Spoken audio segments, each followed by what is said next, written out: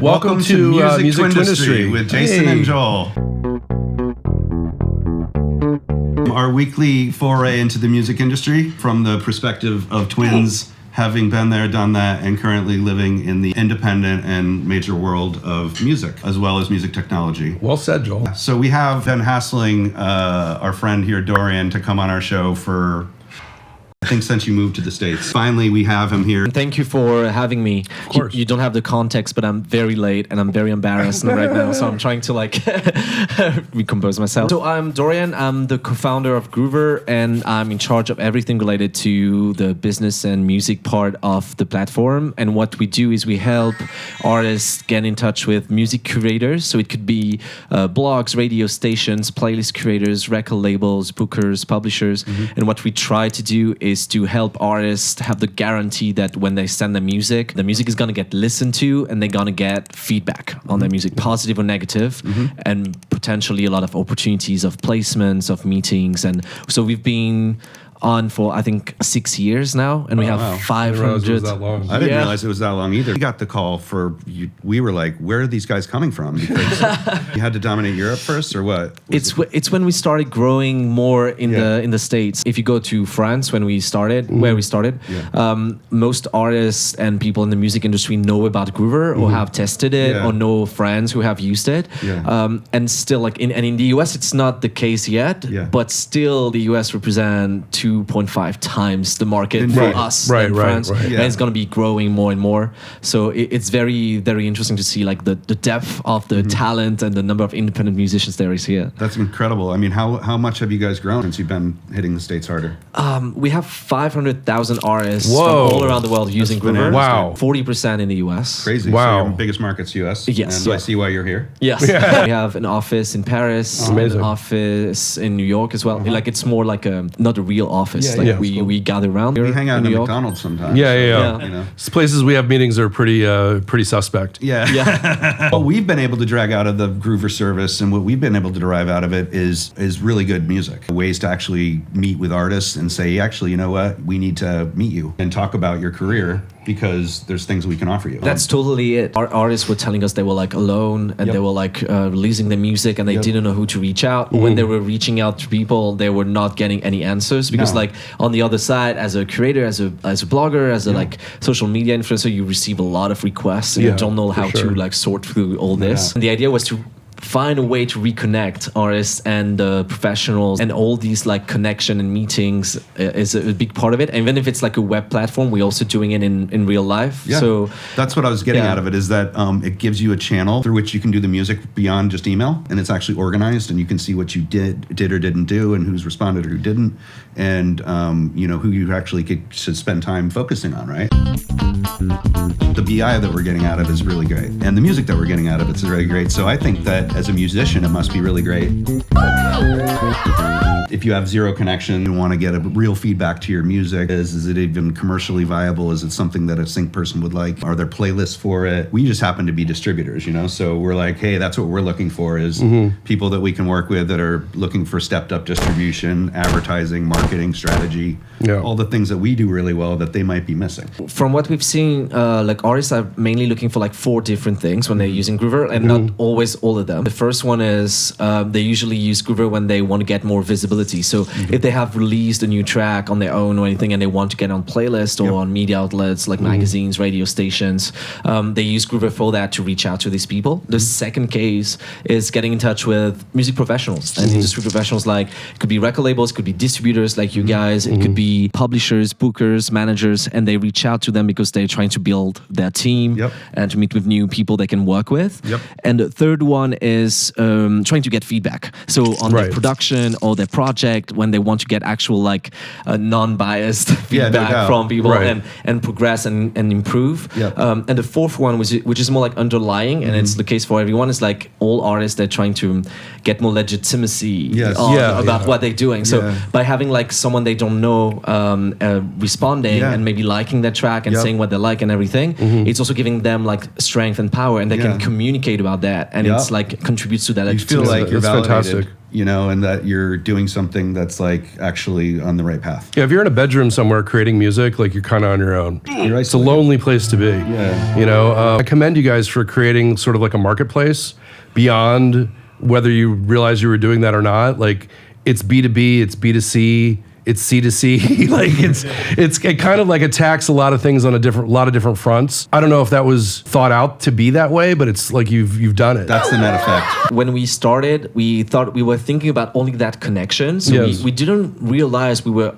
actually mainly addressing artists. We were we're addressing artists and the creators on the other side. And in the end, what we realized is that we are an artist services company. Like everything we do is for artists and to help artists with that. And when we were trying to modelize it was exactly that. It was like, are we B2C? Are we B2B? Yeah. Because like we have the artists are like businesses, but they behave like consumers. So we really like a business to artist thing and the creator economy and everything, but it's more about like business to artist is a very special thing and we're addressing a very special community. There's not as many examples of platforms or like companies that are operating in the same space. Exactly. So we're learning every day. When you're an artist and you're like using Groover, so the way it works is you select different people you want to reach out and you usually on average they select around 30 to 50, but they can select like 5, they can select 1,000. Even that, like there's no marketplace where you do that. Like you're on a list and you select multiple things. Right. When you're like on like, I don't know, like you want to buy something online and you want to buy like, I don't know, like a can of Coke or something and you look at the options of Coke and you end up finding one. Or like when you're on Netflix and you're wanting to like watch a movie, you end up watching one movie, like not 10 movies at a time. Yeah, sure. So all the system has to be like built in a different way so that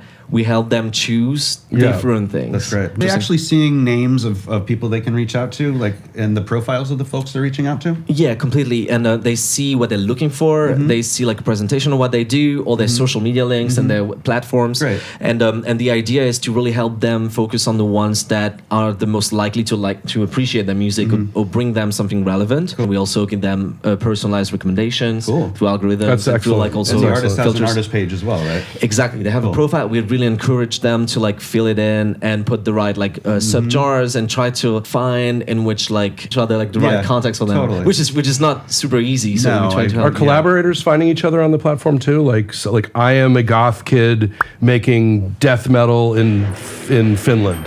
I'm looking for other people who are into this to collaborate with in the Nordic region. It's something we've thought about. A call to action. Like I'm totally looking to co-write with these people, and maybe you want to do it in real life. Yeah, totally. For now, we're not doing that because we're trying to really focus on you're an artist and you want to connect with like a professional creator. Right. We're trying to put like more categories. We just created a DJ category, for example. Oh, excellent. So now as a producer or label, you can reach out to DJs. We have like 20 like very carefully selected DJs for now, but it's growing. And on the collaboration side, what we're doing is we're also throwing out events. We're like networking. Nice. We're doing one at Pianos tomorrow. Wonderful. On Wednesday. It's gonna be I fun. guess I wasn't invited. I mean, Can I ask you, like, what was the impetus? Like, are you an artist?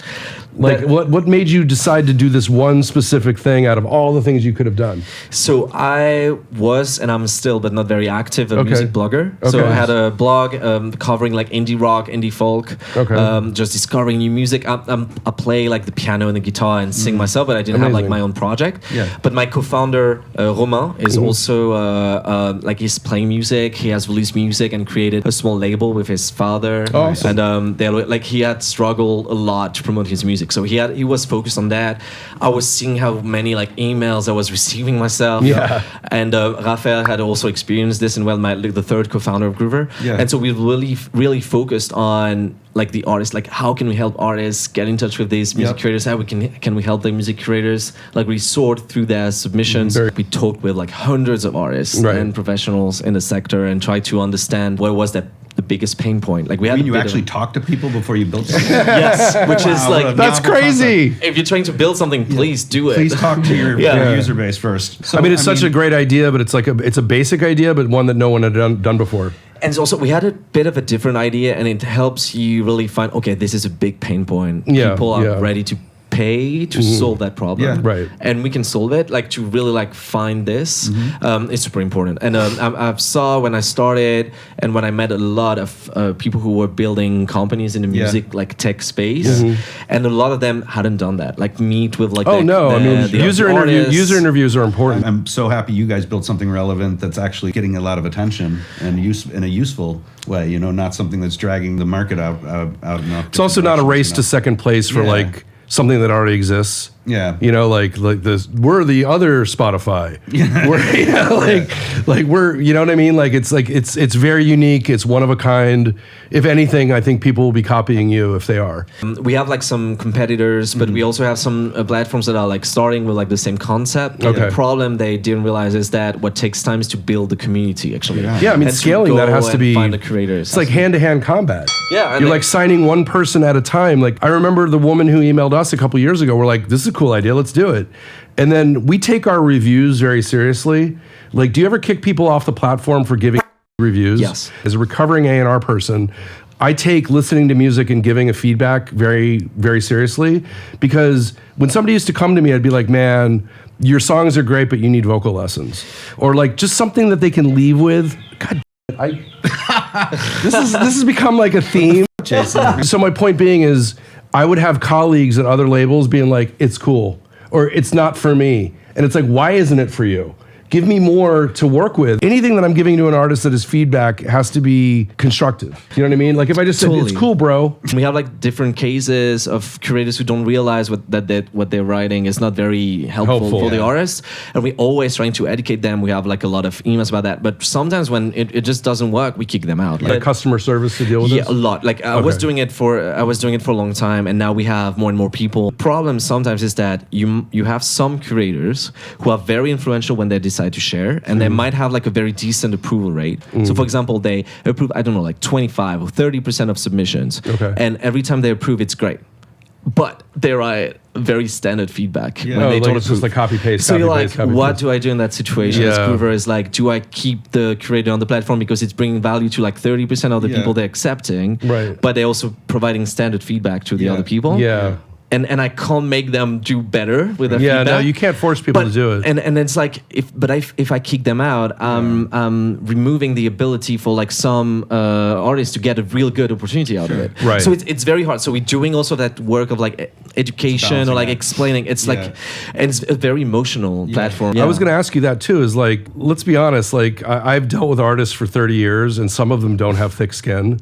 So like when you criticize them, it can end in tears. Like I'm wondering if there any feedback to the customer service that's like, this guy sucks. We get it a lot, and it makes sense also, and like it's a very emotional Like hurt product. feelings, you and, know, like- and people tend to love Groover or hate it. Okay.